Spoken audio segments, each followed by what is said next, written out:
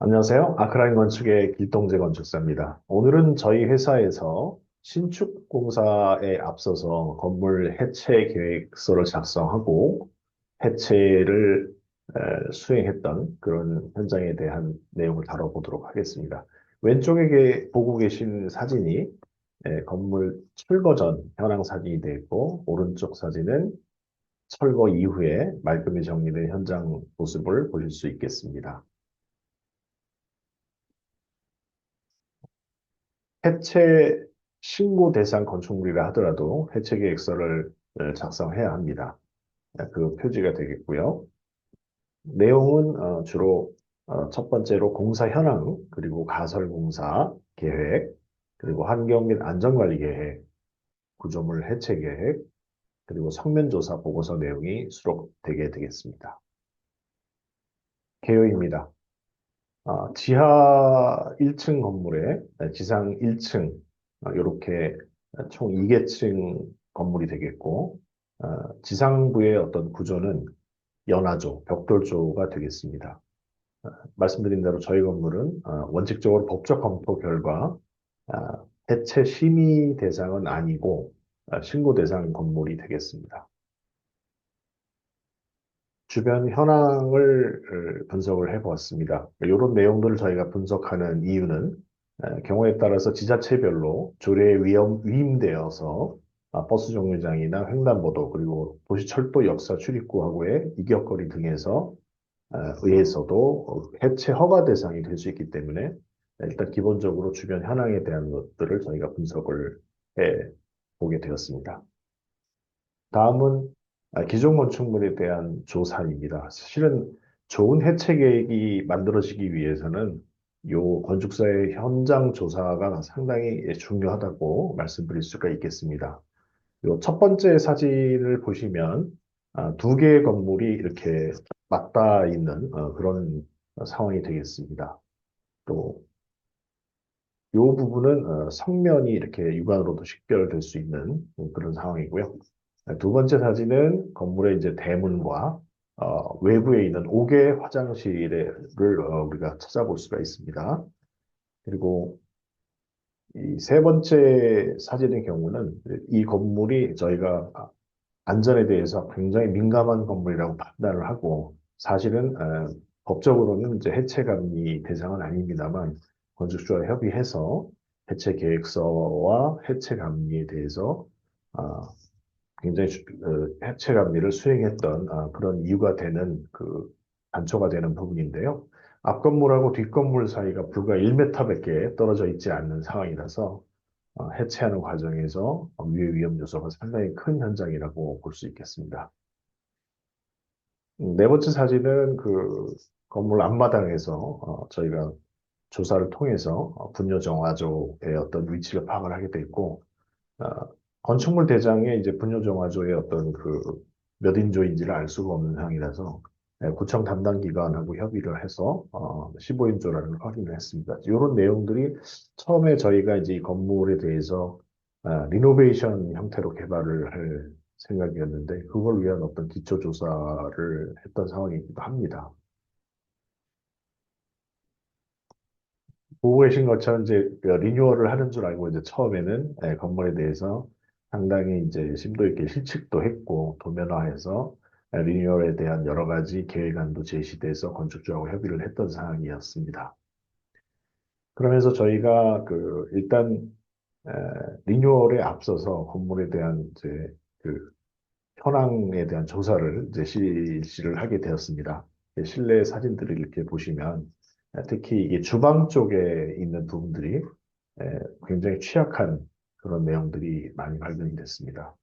누수 흔적도 있었고, 결정적으로 저희가 확인했던 내용 중에 기본적으로 건물 이렇게 외주부 쪽으로는 통상 1.0비, 약 20cm 정도의 벽돌로 시공이 되어 있는 경우가 많은데, 특이하게도 이 두 건물 사이에 이 주방에 관한 그 벽체는 0.5비, 불과 10cm밖에 되지 않는 취약한 구조로 저희가 확인이 되었습니다.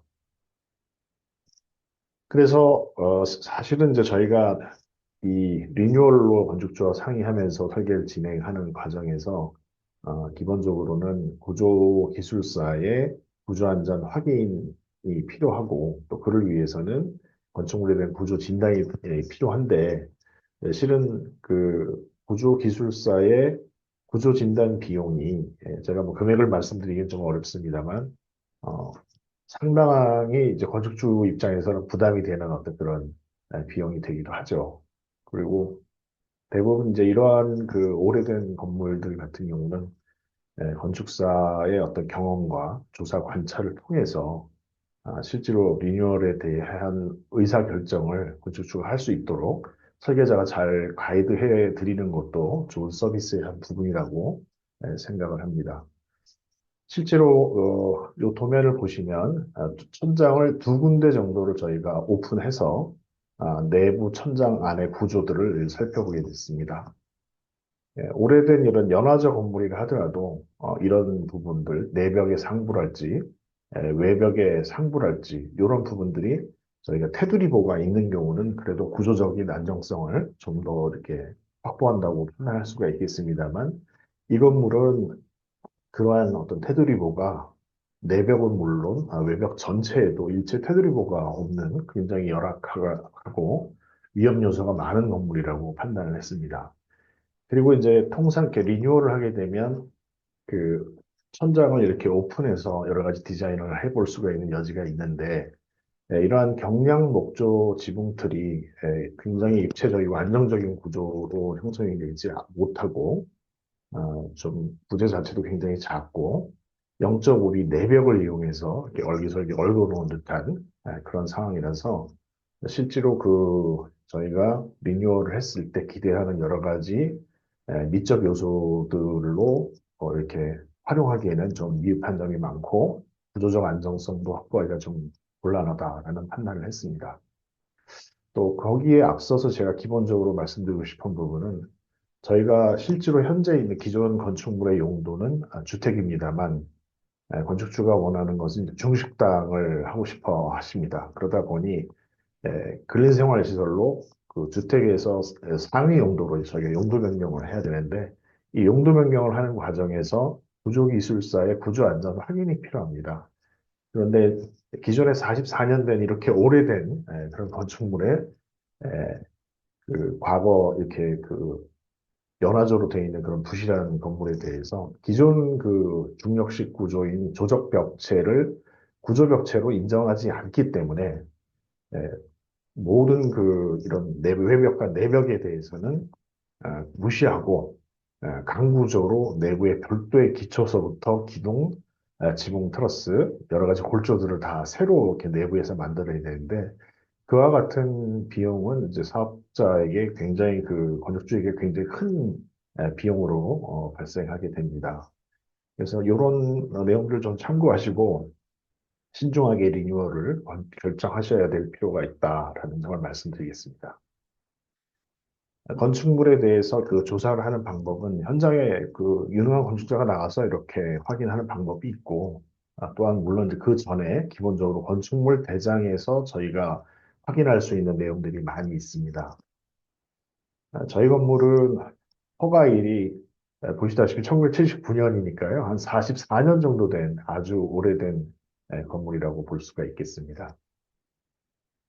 그리고 저희 해체하는 요 건물 뒤에 있는 요 건물의 이제 현황 사진인데요. 두 건물이 쌍둥이 빌딩처럼 이렇게 같은 시기에 지어졌고 두 개의 건물은 이렇게 대칭 구조로 이렇게 배치가 돼 있습니다. 오른쪽 요 하단에 있는 이 사진을 보시면 두 개의 건물의 어떤 빗물바지가 불과 한 30cm 정도 이렇게 떨어져 있지 않는 그런 상황을 아실 수 있습니다. 철거하는 과정에서의 그 리스크가 상당히 크다는 점들을 착안해서 건축주와 좀 방어적인 해체 계획과 또 해체 그 건설사를 선정하는 과정에서도 가격을 확보해주고 안전하게 해체가 진행될 수 있도록 그런 부분들을 건축주하고 많이 상의를 했던 상황입니다. 옆집 건물의 건축물 대장입니다. 보시다시피 허가일과 사용 승인일이 동일한 것을 알 수 있습니다. 해체 관련해서는 또 해체 신고 대상이냐, 또 해체 허가 대상이냐에 따라서 이제 많은 차이점이 있기 때문에 관련 법규를 검토한 결과 해체 신고 대상으로 저희가 그 판단이 됐고, 해체 감리는 서울 같은 경우는 이 신고 대상이라 하더라도 비상주 허가권자 지정 해체 감리를 수행합니다만, 요 해당 지자체에서는 감리가 없어도 해체를 할 수 있는 이제 그런 상황이었습니다만, 건축주하고 협의해서 제가 해체 감리를 같이 수행하는 걸로 좀 방어적인 어떤 의사결정을 건축주께서 하셨습니다. 해당 그 관련 법규뿐만 아니라 그 지자체에 있는 건축물 관리 조례까지도 확인해서 건물이 신고 대상인지 해체 허가 대상인지에 대한 확인이 필요한 사항입니다. 철거 예정 공정표는 해체 계획서를 작성하는 과정에서 이미 사전에 선정된 철거 업체와 협의를 통해서 공정을 짜게 되는데, 사실 뭐 공정표 짜는 과정에서 저희가 3일로 돼 있습니다만 실제로 이제 철거 당일날은 하루에 철거가 다 완료될 수 있는 정도의 소규모 현장이었습니다. 요 인접 건물 민원 대비 방안이라는 부분이 어떻게 보면 건축물 조사 이후에 건축사가 많은 창안 사항들을 발견해내고 철거사와 협의를 통해서 안전한 철거가 될 수 있도록 많은 내용들을 저희가 준비를 하게 됩니다. 사진별로 이렇게 제가 설명을 드리겠습니다. 맨 왼쪽에 있는 이 사진 보시면 두 개의 건물이 이렇게 맞닿아 있다고 아까 말씀드렸죠. 이렇게 맞닿아 있기 때문에 그 부분에 해당하는 일정 부분을 어떻게 커팅하고 커팅해낸 이후에 또 그 부분을 어떻게 마감을 할지에 대한 면밀한 검토를 저희가 수행을 하고 그 이후에 그러한 내용들, 작업 방법과 최종적인 마감을 어떻게 해주겠다는 계획이 합리적으로 이제 수립이 되어야 인접건물 소유자하고 합의가 가능하겠죠. 그래서 그런 부분들에 대한 내용들 저희가 진행을 했고 A와 B 부분의 사례는 이제 이 부분이 되는데 보시다시피 앞 건물과 뒷 건물 사이를 연결하는 이러한 벽체들이 직접 닿아 있기 때문에 사실은 뭐 이렇게 구조적으로 연결되어 있는 건 아니지만 철거하는 과정에서 인접 건물에 대해 데미지를 줄 수 있는 그런 위험한 상황이 되기 때문에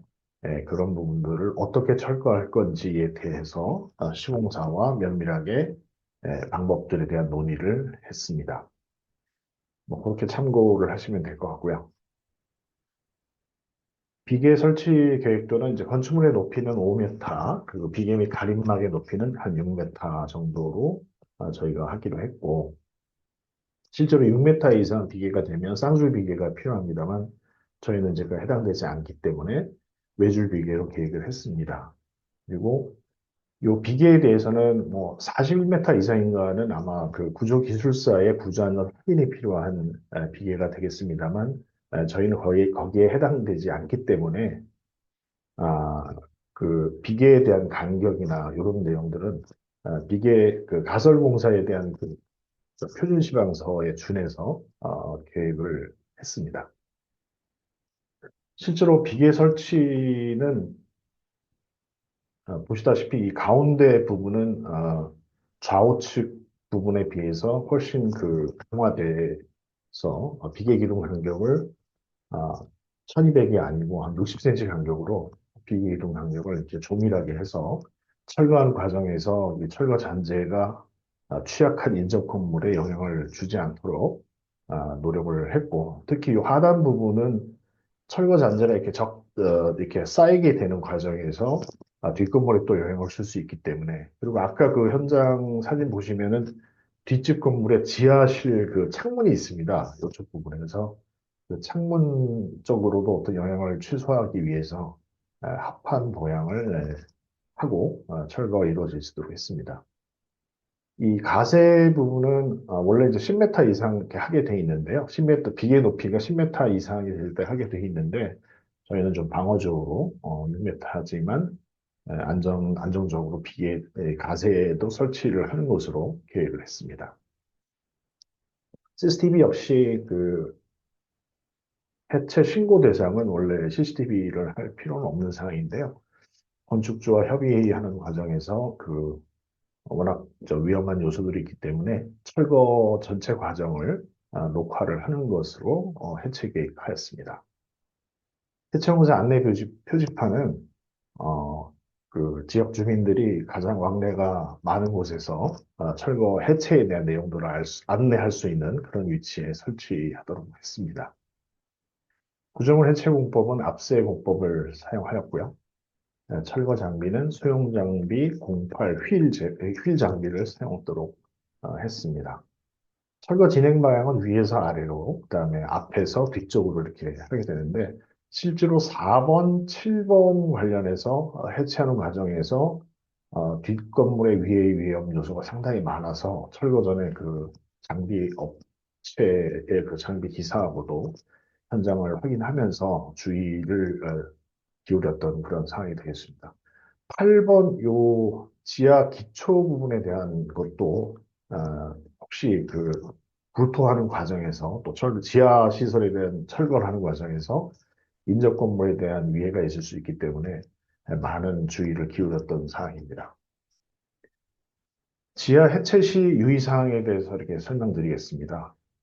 해체 대상 건물하고 인접 건물이 워낙 붙어 있고 하기 때문에 혹시나 그런 일은 없겠지만 두 개의 건물의 어떤 기초 자체가 만약에 그 줄기초 하부가 만약에 T자 형태를 가지고 있다 그러면은 외벽 간 거리가 한 1m 정도라고 보면 기초 간 거리는 뭐 훨씬 그거보다 작지 않을까 하는 우려를 많이 했습니다만 실제로 이제 해체 이후에 이제 확인을 해보니까 줄기초의 형태가 이제 일자형으로서 T자는 뭐 아니었습니다. 그래서 조금 그 실제로 예상했던 거하고 좀 달랐지만 굉장히 그 굴토 레벨이나 대매혹이나 신경을 써서 인접 건물에 대한 피해가 최소화될 수 있도록 그렇게 해체 계획을 만들었습니다. 이 바닥 슬래브를 파쇄하는 부분은 지하에 있는 그 매트 바닥이 향후에 이제 물이 차게 되면은 그 진해력 확보하는 데 이제 문제가 있기 때문에 이제 그런 부분들을 저희가 파쇄를 하는 걸로 해체 계획을 하였고요. 여기 보시면 이제 양질의 토사로 되메우는 부분은 당초 저희가 토사로 메울 것이냐 아니면 쇠석으로 되메울 것이냐 고민하다가 건축물 신축 설계가 병행해서 진행하고 있었기 때문에 저희가 이 신축 건물의 소요 진해력이 100kN per 제곱미터 정도로서 현재 있는 그 건물의 어떤 기존에 있는 요 매립층을 저희가 지금 에, 매립층 가지고는 소요 진해력이 나오지 않기 때문에 기초 하부에 있는 그 지정을 저희가 그 지정이라고 합니다. 기초 하부에서 진해력 확보할 수 있는 그 부분을 지정이라고 하는데 퍼즐 소일이라는 공법을 저희가 사용하기로 했는데 그 퍼즐 소일이 에, 그 잡석으로 구성되어 있기 때문에 되메우기 토사하고 실제로 신축 공사를 할 때 지정을 만들 때 그 자갈하고가 구별하기가 어렵기 때문에 되메우기는 차라리 양질 토사로 하는 것이 더 합당하다라는 판단을 내렸습니다. 장비 현황입니다. 이게 굉장히 철거하는 과정에서 인접 건물의 어떤 파손이나 손괴를 우려가 있는 부분은 소형 콘크리트 절단기를 사용해서 주의를 기울여서 철거하는 것으로 계획을 했고요. 철거 계획안 중에서 요 폐기물 외부 반출 계획안의 경우는 사실 굉장히 효과적으로 이용을 했습니다. 왜냐하면 현장을 처음 오시는 그 진입 반출 차량들의 기사분들이 이제 진입 진출로가 어디냐고 이렇게 물어보면 복사해서 바로 이렇게 한 장씩 드리니까 아주 그 현장에 도움이 많이 됐던 내용입니다. 그러면 지금까지 쭉 해체 계획서에 대한 설명을 드렸고요. 해체하는 그 과정에서 실제로 어떤 일들이 일어났는지 에피소드와 함께 이제 말씀을 드리겠습니다. 해체가 이루어지기 전에 에, 뭐 가스도 저희가 끊어야 되고 정화조 청소도 해야 되겠고 뒷건물에는 균열계도 저희가 설치해서 해체 준비를 했습니다. 그리고 해체 당일날 이제 장비가 들어와서 장비에 대한 어떤 재원도 확인을 했고 이후에 철거가 시작되는 과정이었는데 철거 업체하고 이제 얘기를 하다 보니까 건물 뒤에 있는 건물에 이제 뭐 사람이 다 대피했느냐고 물어봤더니 뭐 대피했다. 이상 없이 저희가 철거해도 되겠다라고 해서 철거를 스타트했는데 혹시나 해서 제가 그 건물 뒤편에 들어가서 상황을 한번 직접 제가 확인을 했더니 놀랍게도 안에 사람이 네명이나 있는 겁니다. 그래서 급히 뭐 주변 그 인근 호텔로 주민들을 대피시키고 철거를 어, 진행하도록 했던 그런 내용이 있습니다. 결국은 저희가 그 설계 외에 건축사 업무가 이제 감리 업무 또 해체 감리 업무들로 이렇게 구성이 된다고 볼 수가 있는데 그 감리 부분은 참 어렵습니다. 직접 그 건축사가 아, 책임감을 가지고 이렇게 일일이 직접 확인하지 않으면 사고 위험은 항상 도사리고 있다. 뭐 이런 생각이 들고 저도 앞으로 좀 더 최선을 다해서 현장 관리해야 되겠다. 이런 어떤 생각을 해봤습니다. 철거는 이제 뭐 사진 이렇게 보시면 아시겠지만 앞에서부터 뒤로 또 위에서부터 아래로 이렇게 순차적으로 진행을 하게 돼 있고요. 사진상의 요 하얀 부분, 요게 이제 인접 건물하고 붙어 있는 내벽 쪽이 되는데요. 가장 위험한 부분이 되겠고, 저 부분의 벽이 철거가 조심스럽게 진행될 때까지, 완료될 때까지 철거 관련한 모든 분들과 또 해체 감리자는 온 신경이 다 이렇게 쓰였던 그런 부분들이 되겠습니다. 보고 계신 사진 굉장히 중요한 부분인데요. 아, 이 부분이 그 줄기초 부분이 되겠습니다. 이 지하 구조물에 대한 철거를 잘 마무리해야 사실 신축 공사를 할 때 지하 공사에 서로 간섭이 되고 문제가 될 수 있기 때문에 깔끔하게 지하 구조물도 다 철거 완료하는지 확인을 해야 되는 사항이 되겠습니다.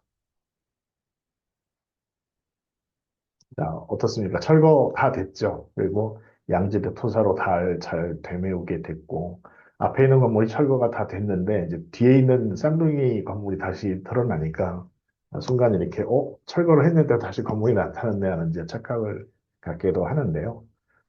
지금 이상과 같이 그 해체 계획서부터 철거까지 전반적인 내용들에 대한 설명을 한번 드렸습니다. 많은 도움이 되셨으면 좋겠고, 혹시 그 말씀드리는 내용 중에 제가 잘못 알고 있는 내용이 있으면은 댓글로 남겨주시면 저도 좀 더 스터디를 할 수 있는 그런 좋은 기회가 됐으면 좋겠습니다. 감사합니다.